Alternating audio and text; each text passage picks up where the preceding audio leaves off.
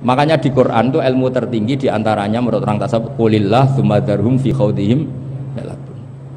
Saya itu gak pernah loh takut mati meskipun saya masih muda, karena saya bayangkan mati itu ya baik-baik saja. Ketika saya hidup ya gak tahu cara ngelola nyawa saya, kenapa kok gak pergi. Kamu tahu caranya ngelola nyawa kamu, kok gak mati sekarang? Gak tahu kan? Tahu-tahu masih hidup kan? Tahu-tahu diutang semacam-macam lah. Sebenarnya kita zaman hidup pun gak tahu cara ngelola nyawa kita, cara kerja jantung kita, cara kerja paru-paru kita. Nanti setelah kita mati pun gak tahu caranya hidup ketika kita. Tapi anehnya kita, mosok manusia sudah dilemah iso hidup lagi. Memangnya kita sekarang bisa hidup karena kita tahu-tahu ya hidup. Ditekdir anak yang melarat, pesek, elek. Orang lain ditekdir anak kiai, gus, mulyo. Kita kan tidak pernah bisa milih bapak itu ora iso. Ngerti-ngerti anak Karmen, anak Karlan itu sudah gak tahu. Artinya gini ya, sudah ya Allah, ketika saya hidup ya tidak tahu kenapa saya hidup, pasti engkau yang menghidupkan.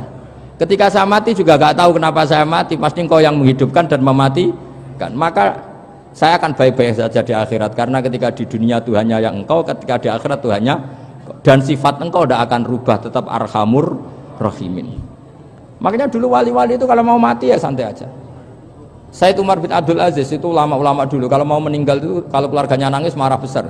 Memangnya mau kemana kamu nangisin saya? Lah kamu kan mau mati. Memangnya mau kemana kalau mati? Ya kembali ke Allah. Susahnya apa? Di dunia ya milik Allah, di akhirat milik Allah. Inna sholati wa nusuki wa mahyaya wa mamati lillahi rabbil. Yang aneh sampai harus melarat orang wani mati. Wah, aneh tenan. Ya karena sampean tahu mungkin di akhirat lebih miskin lagi kan. Itu repot terus.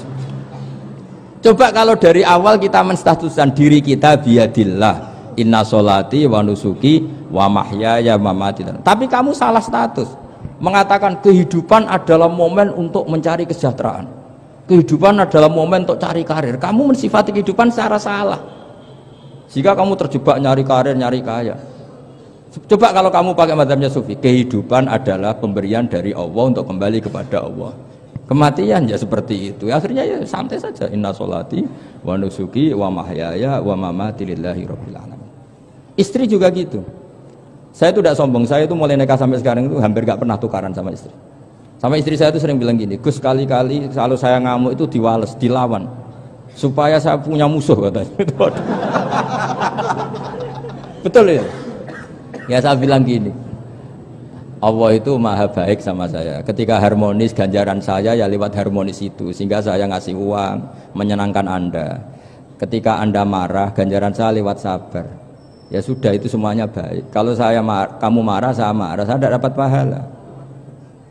Makanya kalau kamu marah tak dengerin. Ini cara Allah membuat pahala tanpa bayar, kata saya.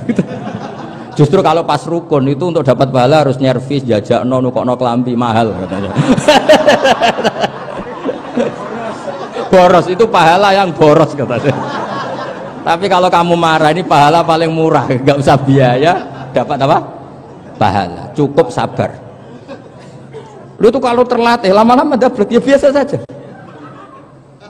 Ulama dulu seperti itu semua. Imam Syafi'i itu pernah ada orang baik sekali sama beliau, orangnya itu munafik padahal. Tapi kalau setelah keluar dari Imam Syafi'i dia memaki-maki Imam Syafi'i. Suatu saat beliau dikasih tahu, orang yang tadi muji-muji jenengan itu di luar maki-maki jenengan. Imam Syafi'i itu guyu sebenarnya bukan alhamdulillah. Muridnya kan janggal. Ini dikasih tahu gitu, alhamdulillah. Kenapa Imam Syafi'i? Dia kan di luar maki-maki jenengan. Berarti aku wong wibawa, ning ngarepku rawani. Ya jadi dianggap enteng saja melihat. Berarti aku wong wibawa, ning ngarepku ora wani. Ya sudah. Terus ketika ditanya, tapi itu kan bahaya bagi Anda karena memfitnah Anda gini-gini. Kata beliau, zaka Allah. Yang kritiknya bahaya itu hanya Allah Ta'ala.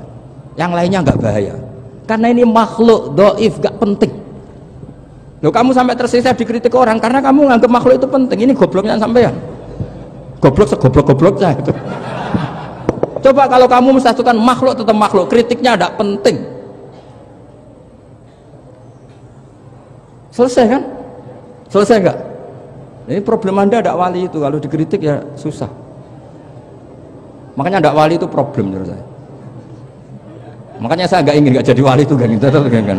Karena hanya wali yang hidupnya itu la khaufun alaihim wa lahum yahzanun. Orang dulu tuh semudah itu hidup. Gampang saja. Dulu ceritanya diantara ceritanya manakibnya Said Ja'far Shadiq itu, Kalau ada orang memaki-maki dia itu dikirimi hadiah. Kenapa? Karena kebaikan kamu telah kamu berikan kepada saya, ini hadiahnya. Sampai malu yang ngeritik itu. Kan kalau orang rasani itu kan kebaikannya dikasihkan sama yang dirasani. Lah kamu kan ngajinya seperti itu, tapi dirasani kok susah. Harusnya kan kasih aja, ditransferi saja. Alhamdulillah. Ya karena kita salah menamain tadi. Sing rasani pembenci, pembenci itu bahaya. Sehingga kamu mereaksi secara serius. Coba kalau kamu pakai hukumnya Allah dan Rasul, pembenci itu pemberi kebaikan, istri marah adalah pemberi kebaikan. Ada yang berani mulai meraktekan? Latih begitu terus, insya Allah nanti hidup kamu barokah. Itu disebut wa'allama adamal asma. Dan itu yang diajarkan Rasulullah. Rasulullah itu kalau ngajarkan hidup itu gampang sekali. Allahumma ja'alil hayata ziyadatan li fi kulli khairin wal mauta rohatan li min kulli syarrin. Jadi kalau kita hidup, anggap saja peluang untuk nambah kebaikan. Kalau kita mati, anggap saja akhir dari semua potensi kejahatan kita. Anda sekarang mungkin tidak zina, tapi potensi zina. Anda sekarang tidak korupsi, potensi korupsi. Anda sekarang tidak selingkuh, tetap potensi selingkuh. Lah, anggap saja kalau mati, berarti akhir dari segala potensi itu. Alhamdulillah.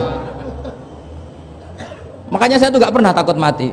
Karena saya misalnya setiap saat mati ya saya nanti akan bilang, ya Allah ini sudah mau mati berarti mau akhir dari segala potensi keburukan saya. Alhamdulillah.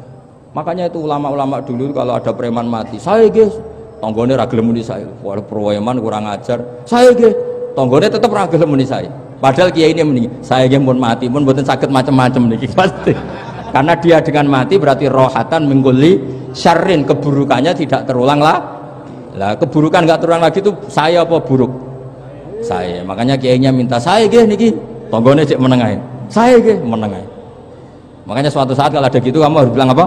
Saya pun buatan jahat malih pun mati. Jadi kayak apa coba? Coba sekali-kali statuskan kalau al hayat adalah ziyadatan lana fi kulli khairin. Al maut adalah rohatan lana min kulli syarrin. Sehingga kita hidup ya happy, mati juga happy, gak masalah. Terus kayak misalnya mendingin, tapi anak bojoku piye? Memang selama hidup anak bojo bahagia. Ketoknya ya tambah musibah ya cok. Malah sombong lagi kamu, seakan-akan kamu Tuhan yang bisa mensejahterakan manusia. Wong isih urip kok bojomu wis ndonga muga-muga nang mati malah. Karena gak jelas. Ya ini penting, ini saya utarakan. Jadi ini saya cicil juz 1 wa 'allama adamal asma. Makanya kata Rasulullah, ala ta'jabuna kaifa yusrifu wa annisat ma quraisin wa dhamma. Ini penting, nama itu penting. Karena sekali nama ini salah, coba misalnya orang sepakat darani Fir'aun itu wujida ba'da alam yakun. Fir'aun itu ada yang dulu-dulunya tidak ada. Hal ata alal insani hinum minad dahri lam yakun sayam mazkur.